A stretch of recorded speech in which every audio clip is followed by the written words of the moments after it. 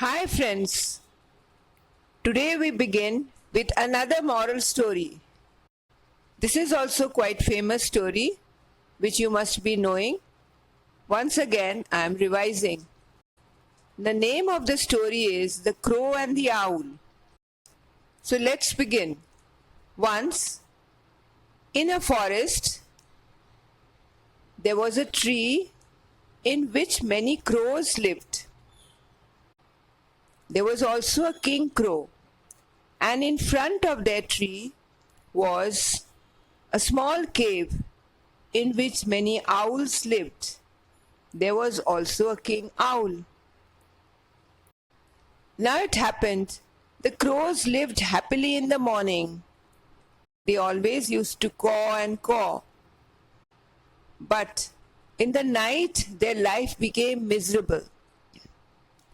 This is because the owls, as they cannot see in the morning, in the daytime, they awake in the night and they used to come and peck the crows, so much so that they used to get injured, hurt, and often they used to bleed.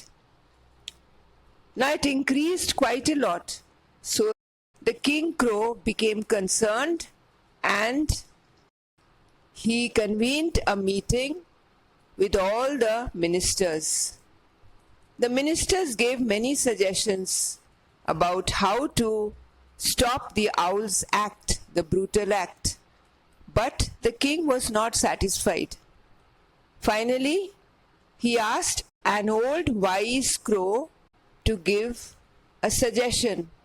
The old wise crow thought for a while and then said, "See, our enemies are very strong.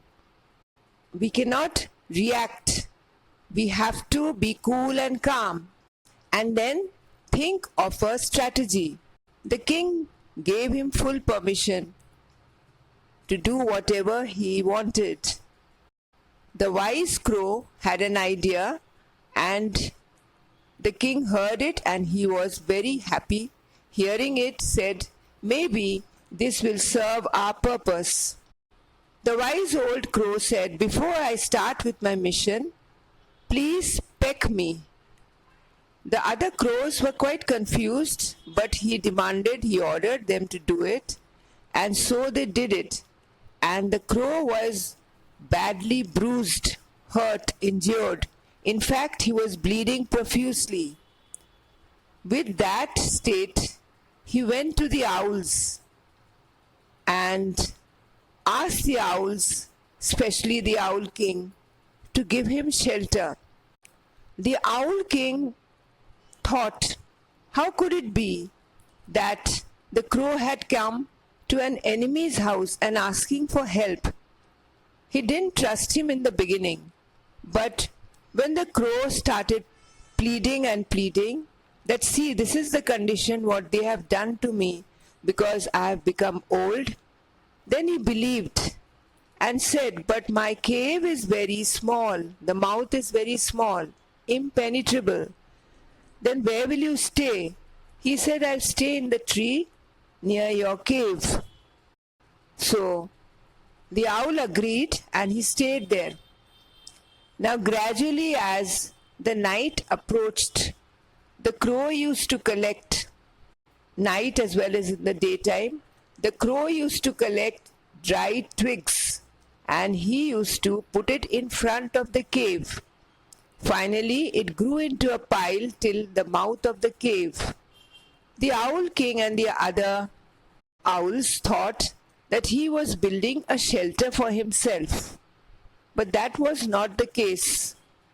After the twigs were piled, the crow went to the other crows and said to come in the night or in the daytime whenever they wanted, and nearby there was a firewood. So he said, take one of the twigs or some of the twigs and light it and put it on the pile of the twigs. Soon the twigs started burning and It suffocated all the owls. The owls wanted to come out from their cave, but when they came out, they saw that there was fire and they all got killed there. Few were there inside and they got suffocated with the thick smoke. So you see, my friends, we should never trust an enemy. Before we take any action, we should be cool, calm, and think twice. We should not react, and then it will serve our purpose.